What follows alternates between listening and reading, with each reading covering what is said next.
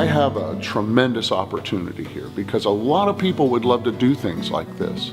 But what they don't have is the real estate. They don't have the land, and it's cost prohibitive. Who can go out and buy 125 acres? And I've had this land, and it kind of eats me up trying to find a way to make it productive.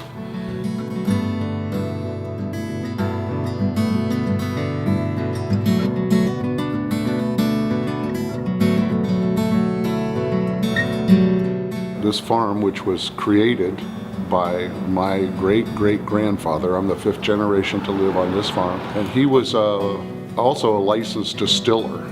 So he had a license to make brandy. The original barn was built in the 1870s, all out of materials that were harvested on this farm. And it was struck by lightning, burned down in 1890, and it was rebuilt with this barn. So this one's been here since 1890. So the structure of it is exactly the way it was built in 1890. What I've been working on right now, I had the entire barn raised up off of its foundation and a new foundation put under it.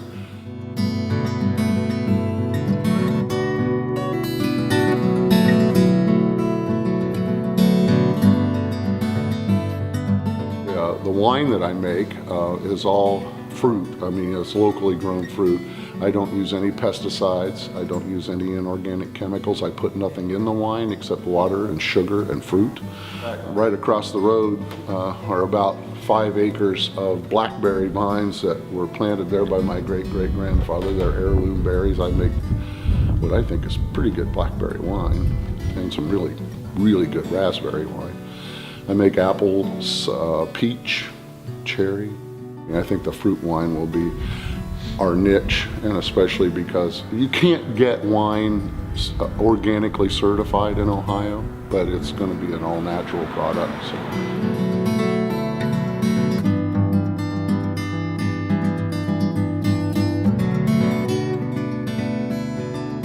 Agriculture in Ohio now is dominated by big farm companies, and so as a result, all these smaller farmers like Bill Willis was, there's no need for these barns now, and so they're an expense and they're a liability, and people are just letting them either fall down or selling them for parts. And I hate to see that happen. I am fascinated by my history, my ancestry, and the culture and the history of this area. And so I'm hoping that this project is one piece of trying to preserve that culture.